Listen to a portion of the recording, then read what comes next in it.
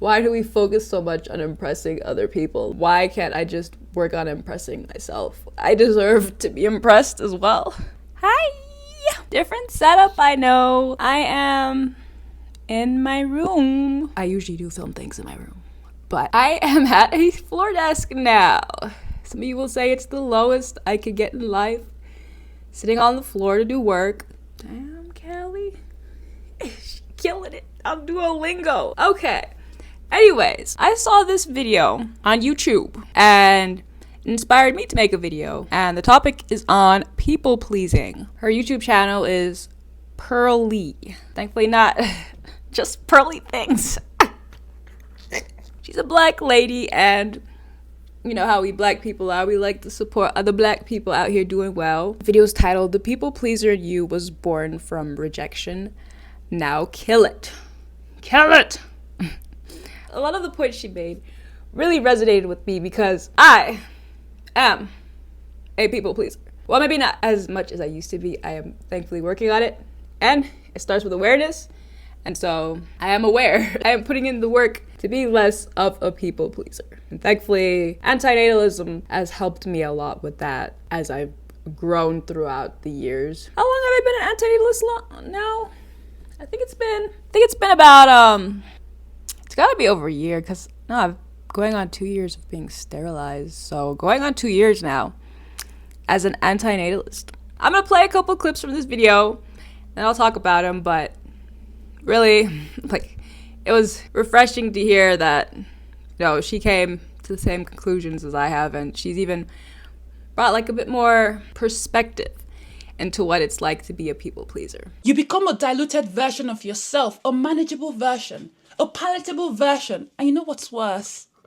People will start to love you for it. They love you for being low maintenance. They love you for never complaining. They love you for being mature.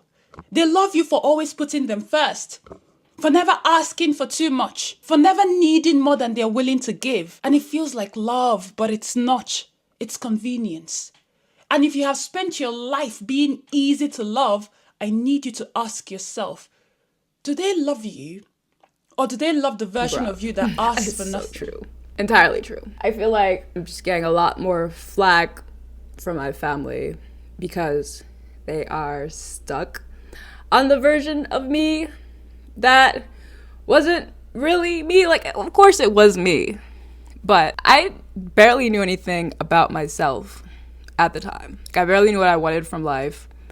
I just knew what everybody else told me. I knew what my family expected from me, and I knew what society expected from me. I didn't know what I wanted from me, if that makes sense. She's got a lot of truth to what she's saying. The moment I started forming my own opinions, which is something a lot of parents don't like. A lot of parents are authoritarian. Sure, some of them might like be happy that you're picking up hobbies that they approve of, but if it's outside their approval, you're probably going to get a lot of flack for it, even if it's something that you genuinely are passionate about or enjoy. Doing a lot of thinking on just where I'm at right now with my family. I literally just had a dream last night about talking to my mom about why we don't get along like we used to. And it's because I've just become my own person. I'm not just her child anymore. I'm not just a child.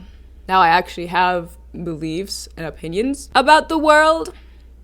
A lot of them that are negative, and just in general, the world does not appreciate negativity or pessimism. They try to shut it down quickly because it doesn't make you feel good. And that I truly understand, but sometimes just reality can be very depressing. Just because it's depressing doesn't mean that we should actually ignore said issues if we have the power to change them, or at least prevent some of these issues from happening. Prevention is the whole point of antinatalism, but nobody wants to hear it because then they would have to give up having their own kids. And for some people, that's the biggest check on becoming successful in life for some reason. Bringing somebody else here into this pyramid scheme, this MLM. You harvest happiness off of your children, and then they grow older, and then they try to harvest happiness off of their own kids, because becoming an adult is a pretty bland and boring experience. Like, don't get me wrong. I would still rather be an adult any day other than having to go back to being under the care and under what my parents wanted for me versus what I wanted for me. It just feels like an MLM scheme because usually parents make the case that they will never truly be happy if they don't have kids. Now this lady, she is on point. On point. I'm gonna keep it rolling. And here's the part that is going to hurt. No matter how much you shrink, no matter how much you give, no matter how much you try to be enough, you will never be enough for the wrong people. You will never be enough for people who only love you when you're easy. You will never be enough for people who require your silence to be comfortable. I feel bad for pausing it right there, but my mom always called me her treasure. That's what she called me.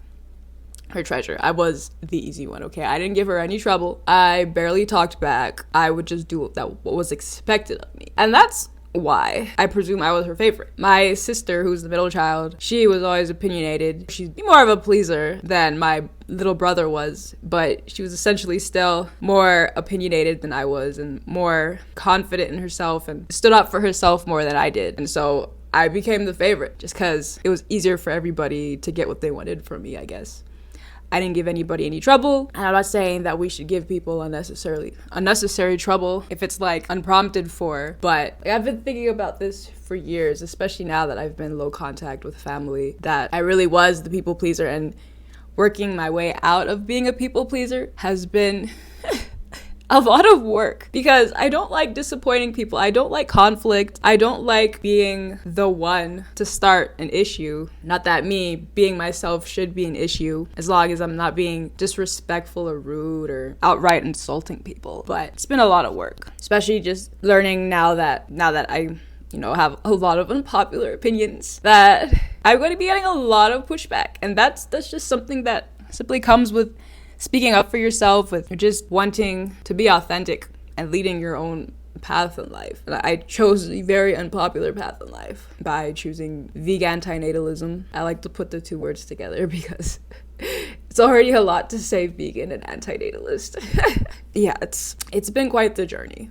For sure. Lady is spitting straight facts. You will never be enough for people who want you when you're convenient, predictable, accommodating. So you see, accommodating, bro. When you're small, when you're agreeable, when, again, you just don't want any trouble. And there's nothing wrong with not wanting any trouble, but don't be a doormat. Don't do things for the sake of making other people happy. And I am still working on this. It's going to be a long process of growing out of becoming small, making myself smaller, not having an opinion or choosing the most agreeable opinion because it won't give me any conflict. Of course, yeah, not wanting conflict, not wanting fighting, not wanting wars is overall a good position to hold, but it's okay to also just be yourself and stand up for what you believe in, especially if you're choosing the position of not causing harm to sentient beings or suffering reduction or suffering prevention. I don't know why everybody treats that like it's such a terrible stance to hold. Yes, I'm a pessimist. I have not denied this for a very, very long time. It's not like I don't want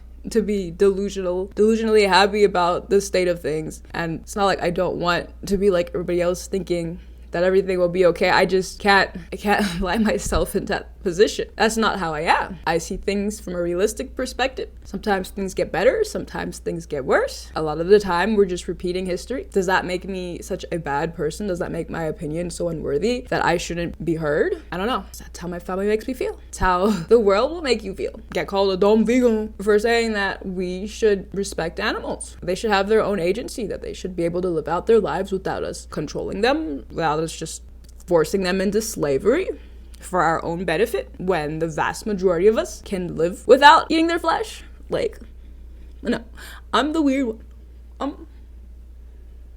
I'm the one that has something wrong with them. I'm the one not making any sense.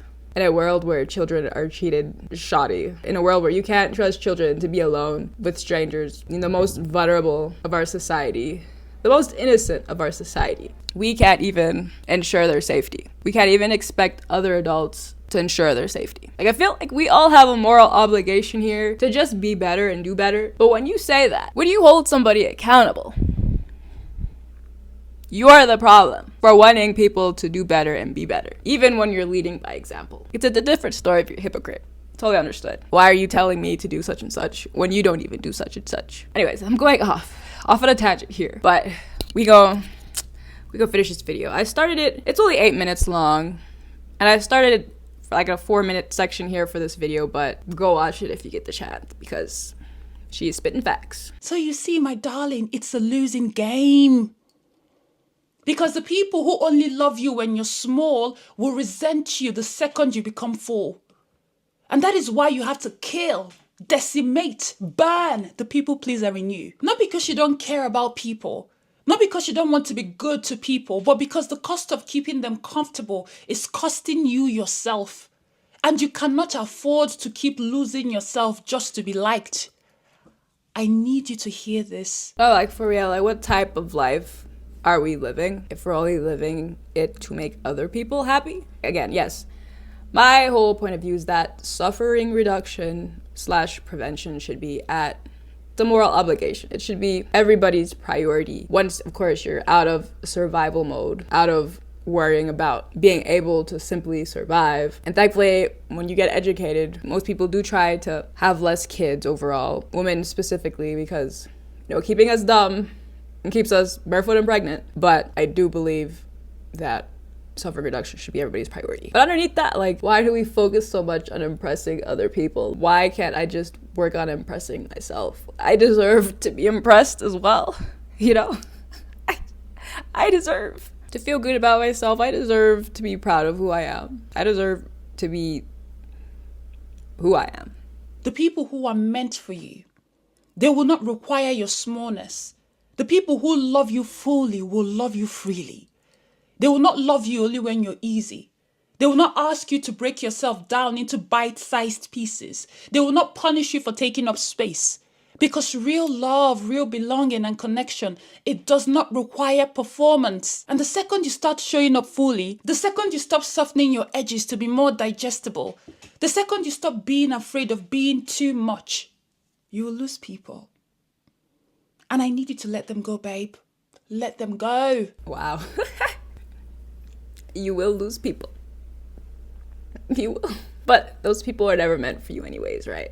I feel like I lost a lot when coming into myself, just trying to still bridge a gap between old me and new me. It was just a very stressful process. And even then, of course, I'm not done growing. I'm not done becoming better. I'm not done. The work will never be done until I'm dead. But becoming an adult has been a very stressful process. It's not even about bills and like learning how to take care of yourself, learning the ins and out of society and what it expects of you. It's also separating yourself from what your family thought you were, separating yourself from your old friends and your old connections. And sometimes a lot of it is just what other people told you was right, and so that's what you went with as a kid. I do like myself more than I ever have before, and that's just because I've been putting in the work into like what I actually believe, what I actually expect, what I'd actually want to change here on this planet. It's not just the good old life script where you get out of your family's household, you go to college. Of course, this life script will vary differently in different parts of the world, but here in America, it's go to college, get a degree, get a good job, start a good career, have kids, make a family, buy a house, and then your kids will repeat that process. Never mind the fact that it's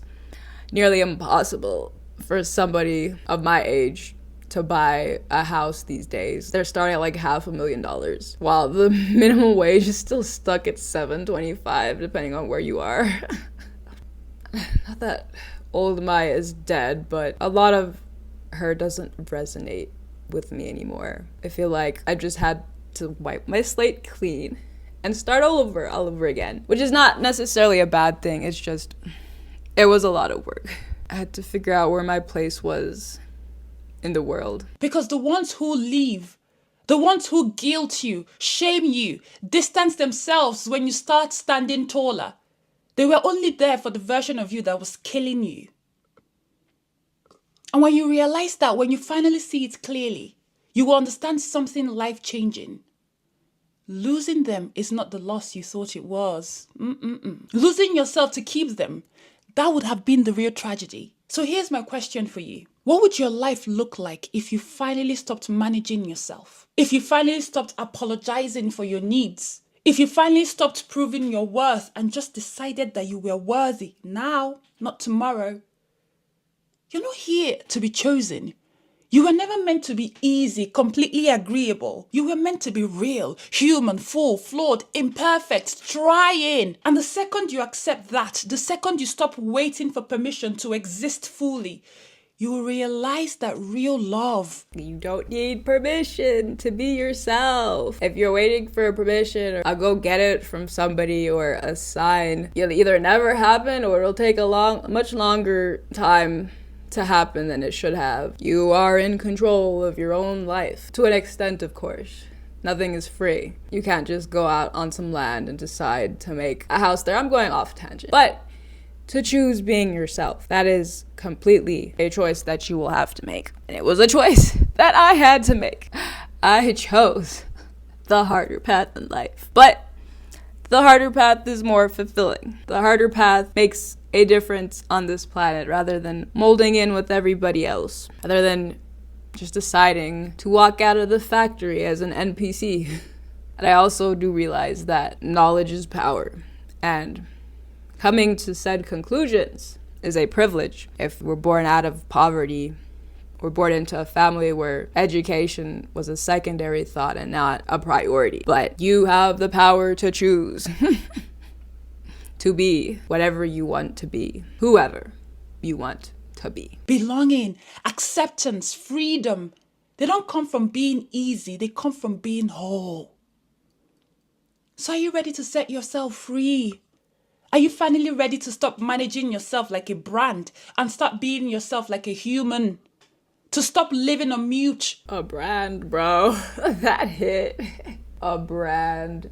And I'm trying to grow a YouTube channel here, so I'm still trying to figure out what my brand is. I sometimes want to fall into just making content that gets the views and the clicks, but doesn't necessarily resonate with my heart. It's definitely a hard line when trying to become a content creator, especially when you have unpopular topics on your channel. But when I think of who we're inspired by the most, it's usually people who are unapologetically themselves. People who are not afraid to be nerdy, corny, weird, just themselves. And as long as you're not hurting anybody, what really is the harm or the wrong in doing so? Even around vegan friends, still a bit awkward, but awkwardness is inevitable when you're meeting somebody new, when you're making new connections. I don't really think, unless you have like a really special friendship, that having awkward moments will be an avoidable thing like ever. But that's just how it is. It's work. Unfortunately, all of the most fulfilling things in life require a lot of work. That's just the truth of the matter. To stop auditioning for roles you were never meant to play. Because here's what I needed to understand. Never meant You're to not play. difficult to love. You're not asking for too much. You're not too intense, too complicated, too much of anything. But you always feel that way around people who do not have the capacity to hold you. And also, the people who are ready to love you, to see you, to accept you, how would they find you if you keep hiding? That is true. And the people who accept themselves are seldom drawn to people who don't. As you know, I can only speak for myself, but I refuse to spend my life auditioning for a role that is not paying me. I refused to beg for love when I was born deserving. A role that's not paying me. I love her. I refused to beg for love when I was born deserving of it. You get me? As always, it's been an absolute pleasure.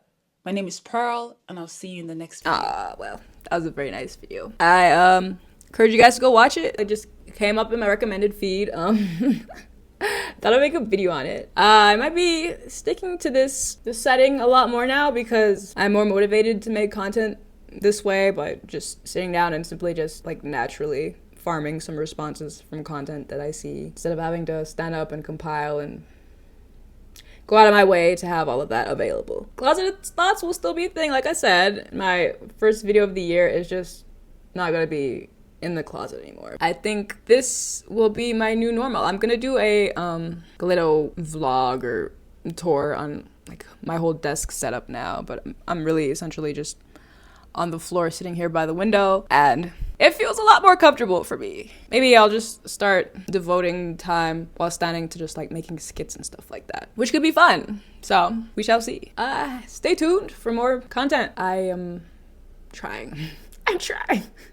At the very least. I'm trying in all the ways possible. I've made a vlog about how I've kind of smacked down my shopping addiction, and I haven't supported Amazon for a couple weeks now. I'm hoping to keep that going on for as long as possible.